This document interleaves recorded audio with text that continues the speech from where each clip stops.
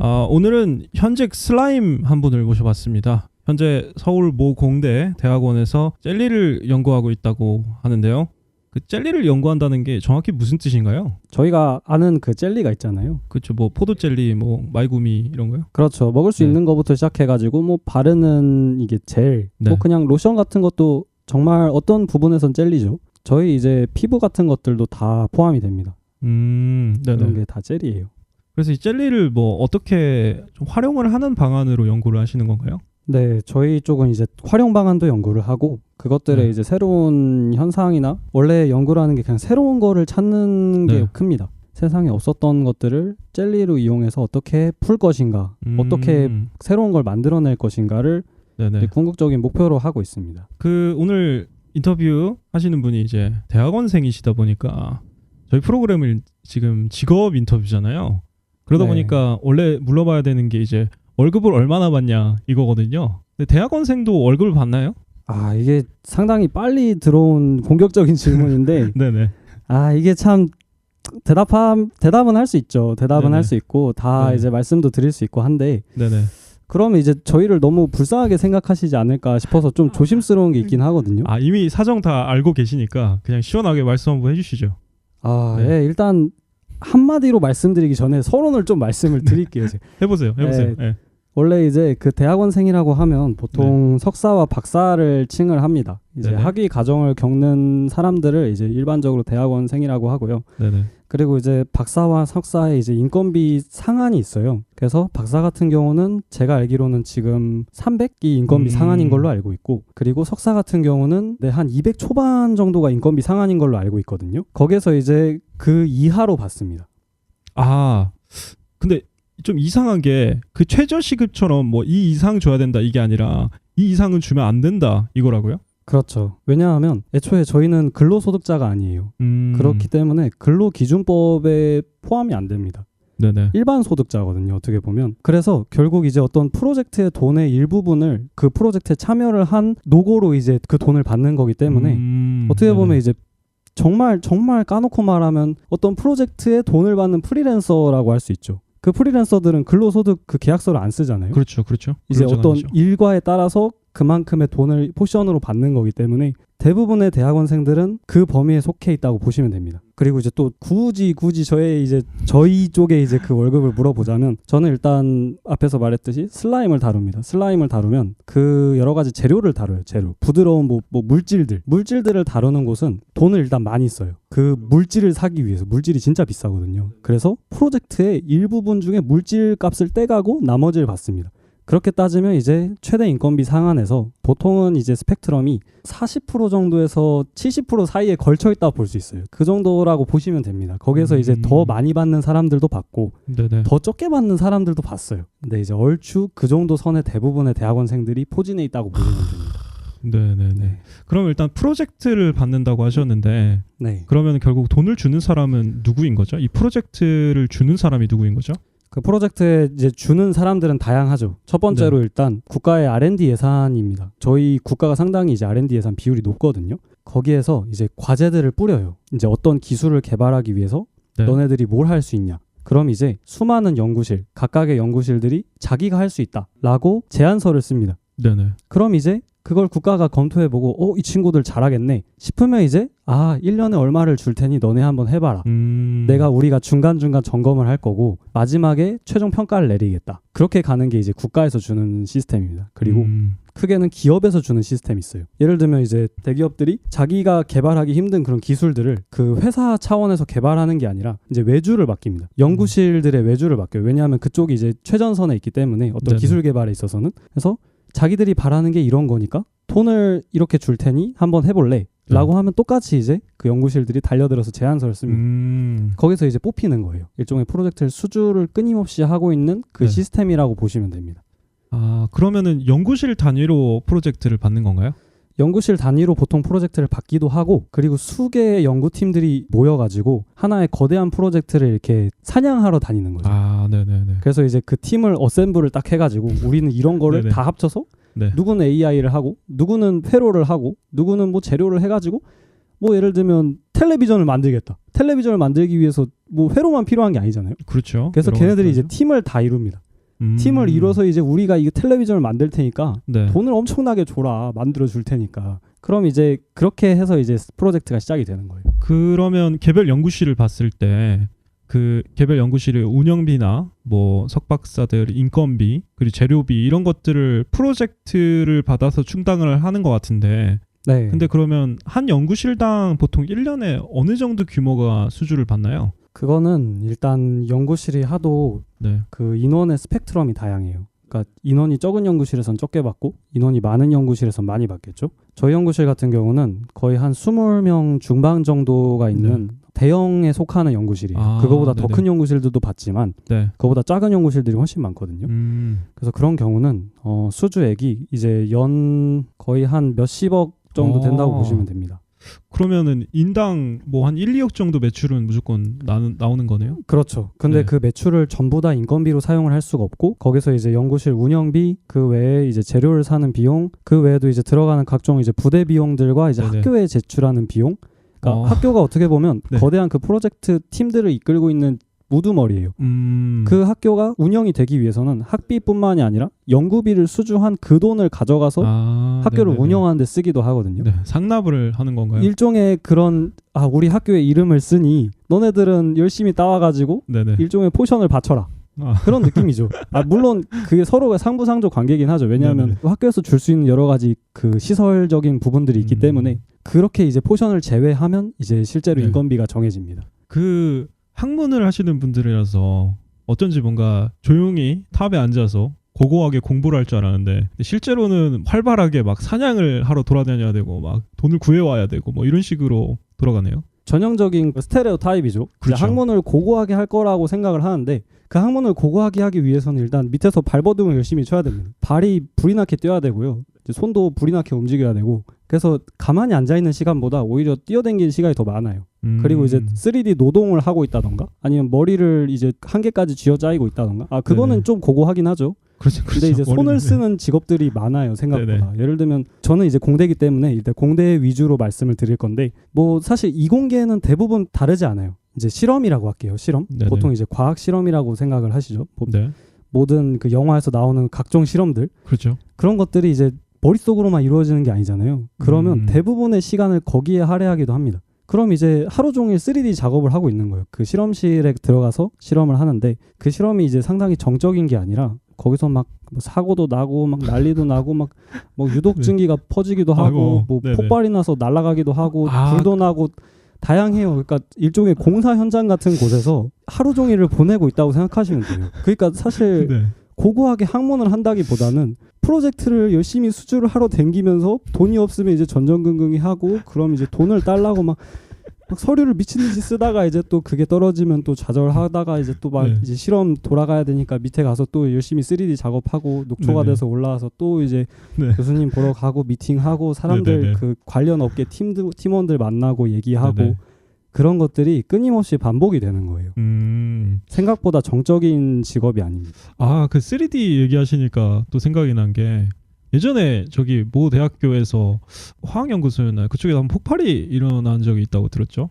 네, 한번 폭발이 일어난 적이 있었죠. 이 부분도 이제 말씀을 드리고 싶은데 이제 최근에 한번 폭발 사고가 난 적이 있었습니다. 이제 저는 그 밑에 층 바로 그 아래층에서 작업을 하고 있었고요. 갑자기 이제 천장이 흔들리면서 이제 네. 전등도 깜빡이면서 뭐가 이렇게 먼지 부스러기 같은 게 떨어지더라고요. 그래서 처음에는 이제 지진이 난 줄 알았어요. 그래서 그러니까요. 건물이 통째로 흔들리고 바닥이 흔들리길래 야 이거는 서울 한복판에 이제 지진이 나기 시작했구나 라고 생각하면서 이제 바로 도망을 쳤습니다. 주랭랑을 네네. 쳤고요. 그래서 네. 이제 바깥으로 나와서 이제 보고 있는데 지진이 난 건 아니었고 그 네. 바로 위층 그 창문이 일단 박살나 있고 거기서 이제 검은 연기가 이렇게 나오고 있더라고요. 알고 봤더니 그 안에 있는 이제 철 괴짝으로 돼 있는 그런 곳이 있는데 그 철 네. 괴짝 안에서 폭발이 일어나가지고 그 철문이 한 5m를 날아갔어요. 이렇게 와. 날아가서 이제 어딘가 벽에 박혔고 그리고 이제 거기서 시작된 불이 이제 그 실험실 전부를 이렇게 다 뒤덮어서 이제 네. 새까맣게 다 태우고 그렇게 끝이 난 거예요. 그런 일들이 비일비재하다고 할 수는 없지만 종종 일어나요. 잊을만 하면 종종 일어납니다.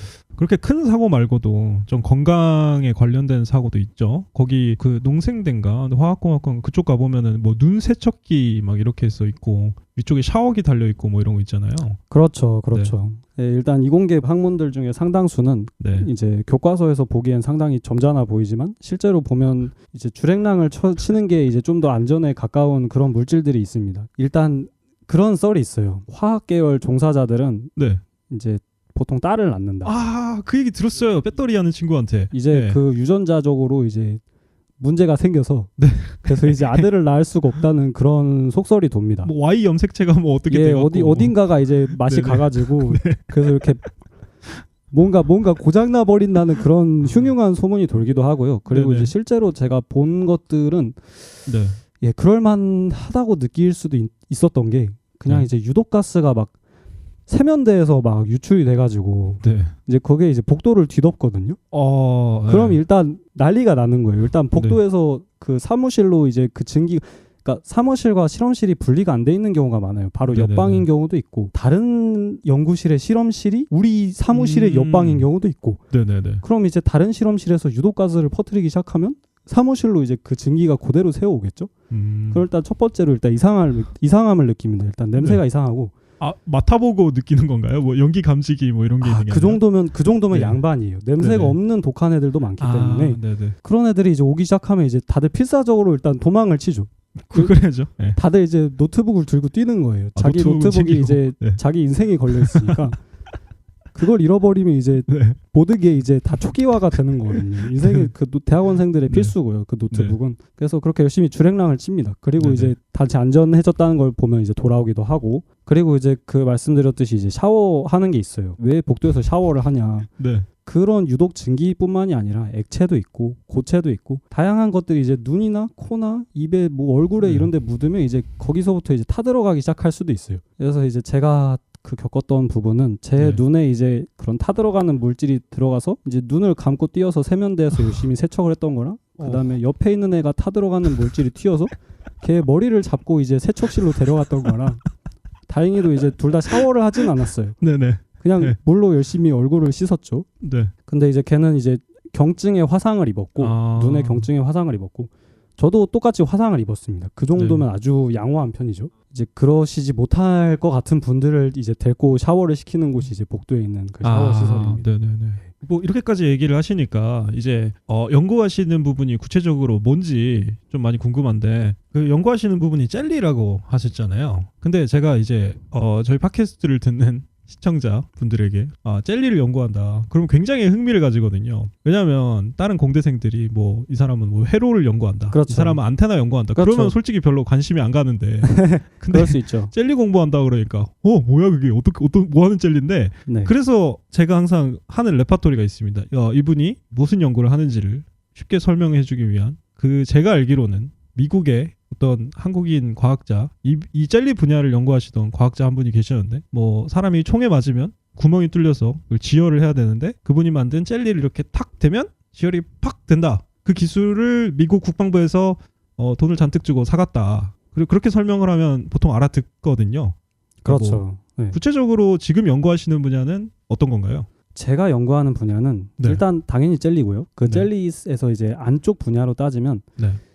정말 대중적인 말씀을 드리자면 네. 그냥 젤리 텔레비전을 만듭니다. 그 텔레비전들은 이제 색깔이 있잖아요. 그렇죠. 색깔도 있고 뭐 빛도 막 바뀌고 막 휘황찬란하게 뭐가 움직이고 막 그런 것들을 이제 젤리로 할 수 있어요. 그 젤리로 할 수 있으면 좋은 점들은 네. 당연히 이제 부드럽잖아요. 그것들을 이제 막 늘리고 막 구부리고 막 어디다 던지고 막 이렇게 탱탱볼처럼 튕기고 해도 네네. 여전히 텔레비전인 거예요. 그게 이제 궁극적인 목표인데 그런 식으로 어떤 부드러운 것들만이 할 수 있는 그런 것들을 이제 개발합니다. 네. 이제 그 텔레비전은 그 중에 일부고요. 방금 말한 그 미국의 케이스 같은 경우도 이제 매우 유명한 케이스인데 그 사람은 어떻게 보면 그 젤리가 가질 수 있는 가장 중요한 점을 짚었다고 볼 수 있어요. 왜 사람들이 젤리를 연구를 하냐면 생물이잖아요. 저희는 그렇죠. 사람 움직이고 이렇게 막 눈도 깜빡이고 숨도 쉬고 그러면서 이제 로봇과 지금 다른 점은 딱딱하지가 않아요. 저희가 다 이렇게 부드럽게 움직이잖아요. 뭐 관절이 그렇죠. 막 삐걱거리는 것도 아니고 그렇죠. 뭐 관절염에 걸리지 않으면 괜찮잖아요. 이렇게 잘 네네. 부드럽게 움직이고 막 그런 것들을 가장 따라할 수 있는 것들이 이제 젤리라고 생각을 해서 네네. 그래서 이제 사람들이 젤리를 주목을 하는 거예요. 그것들이 이제 궁극적으로는 저희 몸의 무언가가 될 수 있지 않을까. 혹은 저희 몸이 아니어도 되죠. 뭐 생쥐든 동물이든. 아, 네네. 그래서 이제 그것의 가장 기본적인 소재, 그 물질로서 이제 젤리를 연구를 하는 겁니다. 몸에 들어갈 수 있다. 뭐 예를 들면 뭐 SF 영화, 뭐 사이버펑크 이런 데서 나온 피부 속에 디스플레이가 있고 그렇죠. 이런 것도 가능하다. 그런 게 사실 궁극적인 목적이죠. 예를 들면 우리가 그 치료를 하고 싶다고 저희 몸을 이렇게 피가 철철 나고 있는데 틀어막은들 네, 1초 만에 치료가 되진 않잖아요. 그렇죠. 근데 이제 그 젤리가 그걸 도와주는 거예요. 총을 맞아서 이렇게 죽어가기 전에 바깥에서 젤리를 가져와서 한 움큼 붙이면 그게 이제 저희 몸이 되면서 동시에 이제 피가 탁 붙는 겁니다. 이제 그 외에도 요즘 일론 머스크가 좋아하는 게 이제 뇌 속의 칩이잖아요. 아, 그렇죠. 네. 뇌 속의 칩도 결국은 어떤 물질을 몸 안에 집어넣어야 되는데 딱딱한 애들을 저희가 잘 못 받아들여요. 근데 이제 부드러운 젤리 같은 경우는 넣기가 상대적으로 쉬워요. 좀 더 이제 적응도 잘 하고. 근데 거기서 뇌 속의 칩의 역할을 똑같이 할 수 있다면 그럼 이제 더 활용성이 늘어나겠죠. 그런 궁극적인 목적들을 위해서 이제 사람들이 젤리를 하고 있습니다. 지금까지 연구 분야에 대해서 말하신 걸 들으면은 눈치를 좀 채셨겠지만 이게 굉장히 사실 무서운 분야거든요. 저도 괴담을 들은 게 있고 듣기로는 이제 좀 이런 연구 윤리, 뭐 동물에 대한 동물 복지라고 해야 될까 이런 게 그렇죠, 상대적으로 그렇죠. 미약한 나라. 그렇죠. 예를 들면 저 중국 같은 경우에서는 네, 저희와 가깝지만 먼 나라. 좀 괴상한 실험을 한다고도 예. 들었는데요. 제가 이제 직업적으로서 신경을 써야 될 부분이 네. 이제 어디까지가 윤리적인 부분이냐. 당연히 그 이유는 이제 그거를 다 무시하고 이제 뭔가를 하기 시작한다면 이제 매드 사이언티스트들이 탄생을 하겠죠. 이제 그러면 여러 가지 네. 히어로 영화의 빌런이 돼서 때려잡히는 역할을 하게 될 텐데 닥터 옥토퍼스 되는 네, 거죠. 네. 보통은 그걸 때려잡히려고 이걸 시작한 게 아니잖아요. 누가 그렇죠. 감옥에 들어가고 싶어서 그걸 했겠어요. 네.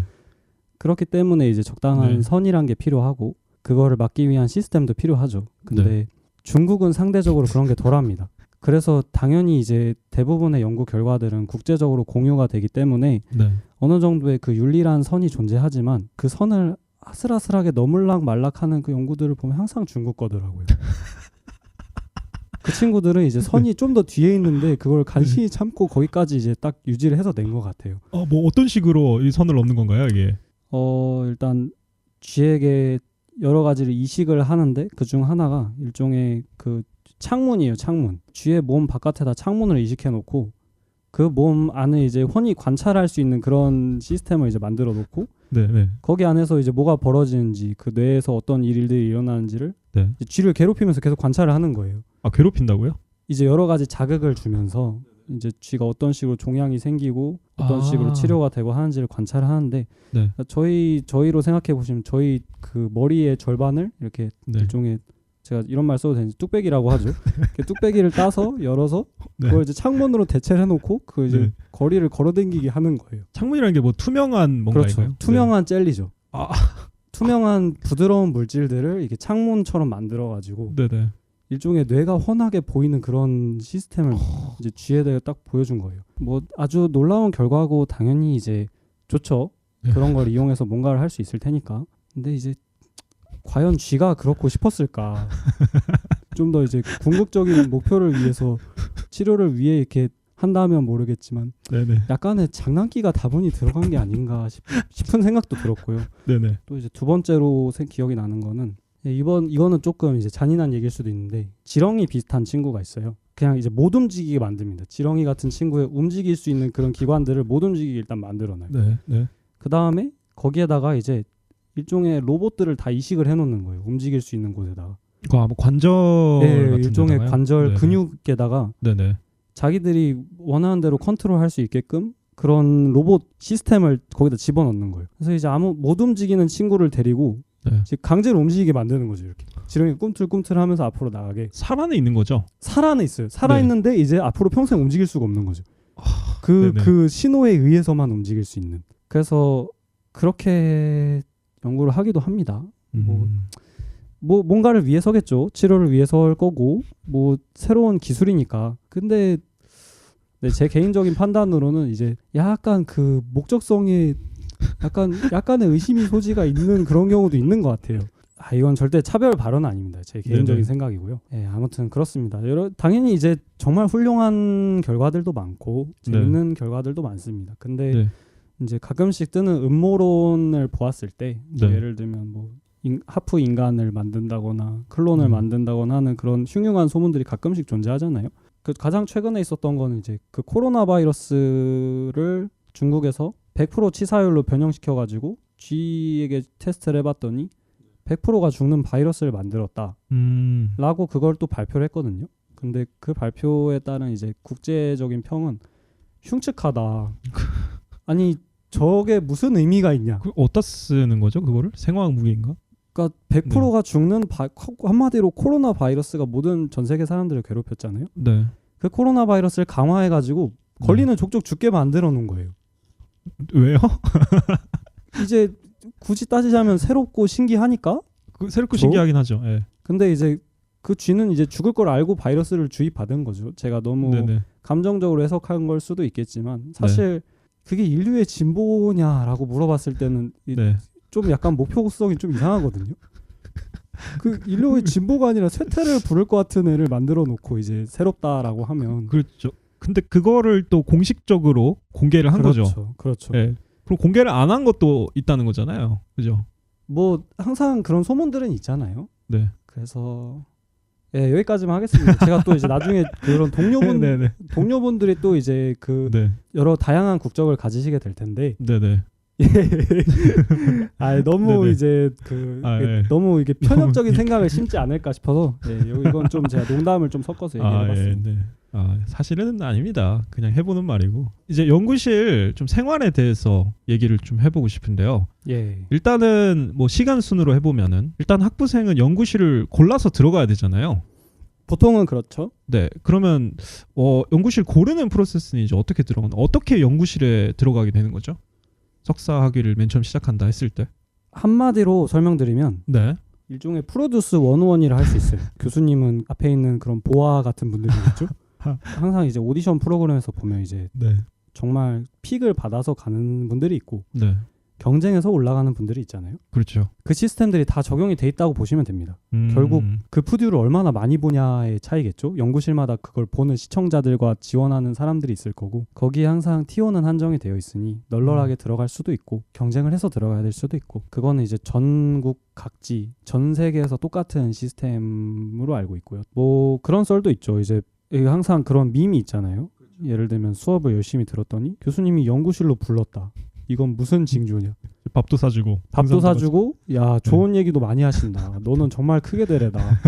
여기 와서 좀만 더 하면 너는 정말 큰 걸 할 수 있다. 이런 식으로 밈이 생기잖아요. 그렇죠. 이제 그런 경우는 이제 보아 씨가 이제 픽업을 한 거죠. 연습생을 픽업을 한 거예요. 네네. 널 키워주겠다. 그리고 이제 보아 씨가 이제 생각보다 그렇게 픽을 안 하실 때도 있어요. 이제 그런 경우는 연습생들이 찾아갑니다. 저 좀 받아주세요. 그런 메일이 수십 통씩 오기도 하고 뭐 정말 막 한 학기에 정말 이렇게 많이 와서 그 중에서 이제 한두 명이 뽑히는 경우도 있어요. 그런 경우는 이제 교수님이 이제 심사를 진행을 하시죠. 그 내부적인 심사 과정들은 연구실마다 각각 다 다른데 가장 큰 건 이제 교수님의 입김이 작용한다는 겁니다. 그래서 이제 그 중에서 가장 연구실에 적합할 사람을 교수님이 이제 선별을 하는 거죠. 네.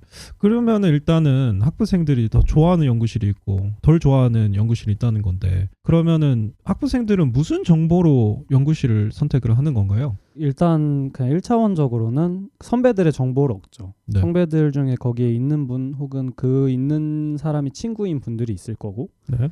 그런 분들을 통해서 이제 당연히 1차적인 정보를 수집을 합니다. 그리고 이제 2차적으로는 공적으로 알려진 그 김땡사넷 김박사넷 말하셔도 됩니다. 네. 그런 곳에서 정보를 수집하기도 합니다. 네. 이제 요즘은 그런 시스템이 잘 돼 있기 때문에. 근데 거기 막 블라인드 쳐놓고 그러지 않나요, 교수님이? 그거는 아주 특출난 케이스죠. 이제 여러모로 특출나신 분들이 보통 그런 걸 진행을 하시는데 예를 들면 이제 뭐 C모씨 K모씨 이렇게 이제 성함이 적혀있지 않는 분들이 있어요. 거기 가서 열심히 평을 보시면 대충 그 이유가 나옵니다. 보통 이제 오각이었는지 육각형으로 표시가 되거든요. 그렇죠. 그리고 이제 평들이 있는데 평들이 참 다채롭습니다. 그 사람들이 이렇게 어떻게든 그 모스부호로든지 아니면 뭐 암호로든지 아니면 은유법으로든지 이제 여러 가지 표현을 해요. 세로 드립. 뭐 세로 드립도 하고요. 예를 들면 이제 밤 11시까지 빛을 밝히시는 저분은 그야말로 조국의 빛이시다. 마치 이제 북한의 찬양 문구 같은 그런 느낌이죠. 그럼 이제 그런 걸 잘 보고 이제 선택을 하면 됩니다. 아, 저기는 연구실이 11시까지 일단 불이 밝혀져 있는 게 기본이구나. 나도 11시까지 있겠구나를 생각을 하고 이제 뽑게 됩니다. 평이 좋다는 건 보통 뭘 의미하냐면 그쪽에 이제 연구실의 자원, 1차적으로 돈이겠죠. 네네. 자원이 풍족하고 여러 가지 연구 기술들도 뛰어나고 뭔가 재밌는 걸 할 것 같다. 교수님이 성격이 좋다. 그런 것들이 중요하죠. 이제 다 종합적으로 반영이 네. 되죠. 이제 그런 경우는 이제 오각형이 꽉 차 있다고 보시면 됩니다. 이제 보통은 오각형이 찌그러져 있거나 삼각형이거나 가끔씩은 점이나 선일 때도 있어요. 뭐 연구 능력은 연구 실적은 끝내주는데 돈도 없고 인성도 완전 그런 경우인가요? 그렇죠. 아니면, 이제 네. 하나가 특출나면 선이고요. 네. 이제 2개 이상 특출나면 삼각형이겠죠.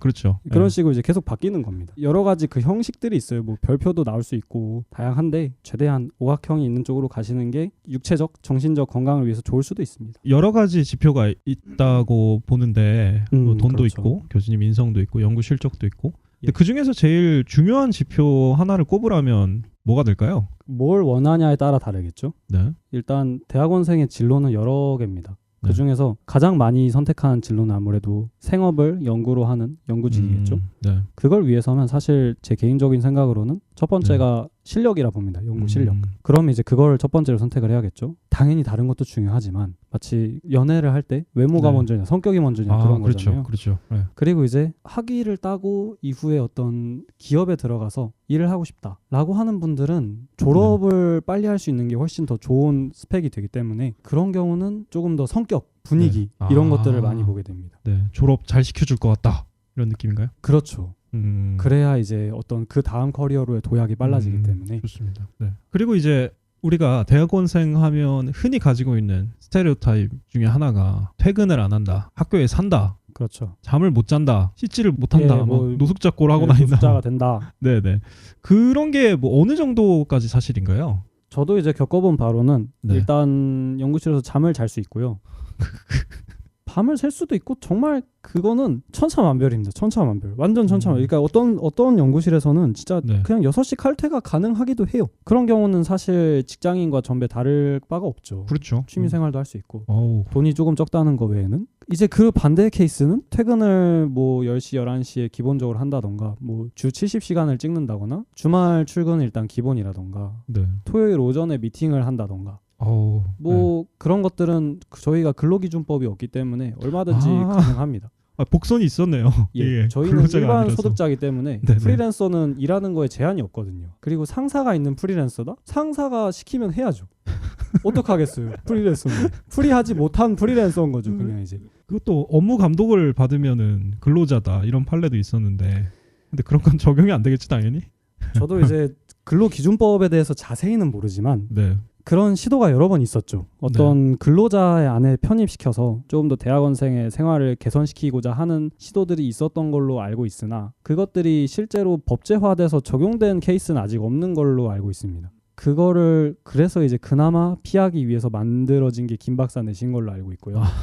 미리 피해라. 이미 들어간 사람은 어쩔 수 없어요. 그러니까요. 이미 들어간 사람은 이제 열심히 거기서 모스부호를 쓰고 있는 거예요. 이제 11시 스테이 이쪽에 이제 차량문을 쓰면서 거기에 세로 드립을 숨겨놓는 거죠. 네네. 그리고 그렇게 정말 11시까지 하고 주말에도 출근하고 그런 연구실 같은 경우에는 도대체 뭔 일을 하기에 그렇게 늦게까지 하는 건가요? 연구를 열심히 하는 건가요? 아니면 그냥 프로젝트를 많이 받아서 그런 건가요? 보통 네. 후자입니다. 후자.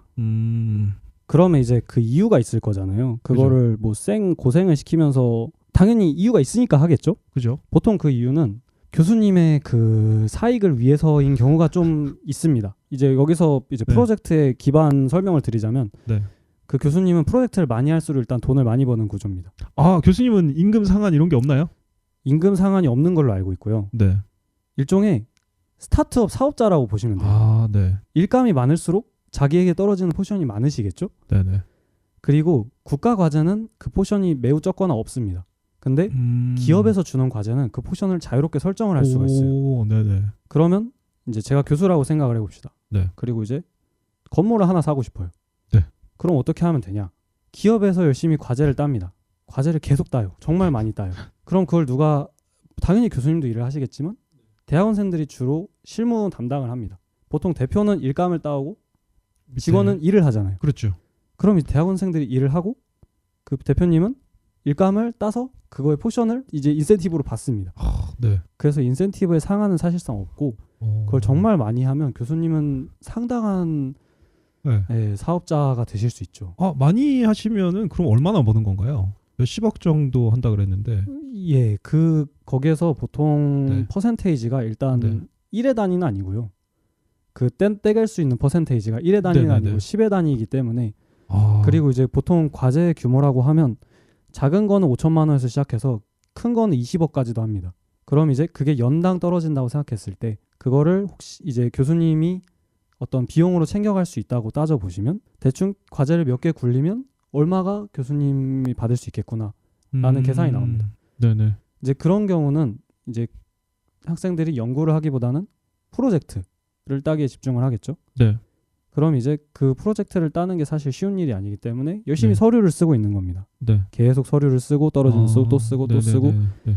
그러니까 저도 여러 번 써봤지만 한 번 쓰는 게 쉽지 않아요. 밤을 새야 될 수도 있고 그렇죠. 그 기한이 엄청 촉박하고 맞죠. 마감이 있으니까. 하거든요. 네. 한 2주 만에 거의 몇십 페이지, 7, 80페이지를 써야 되는 경우가 있는데 그러면 당연히 그것들이 반복되면 대학원생은 밤을 샐 수밖에 없게 됩니다. 그래서 이제 보통 불이 많이 켜져 있는 구조라고 볼 수 있어요. 근데 그럼 과제를 하는 게 근데 학생 입장에서 도움이 되나요? 자신이 연구하고 학습에 있어서?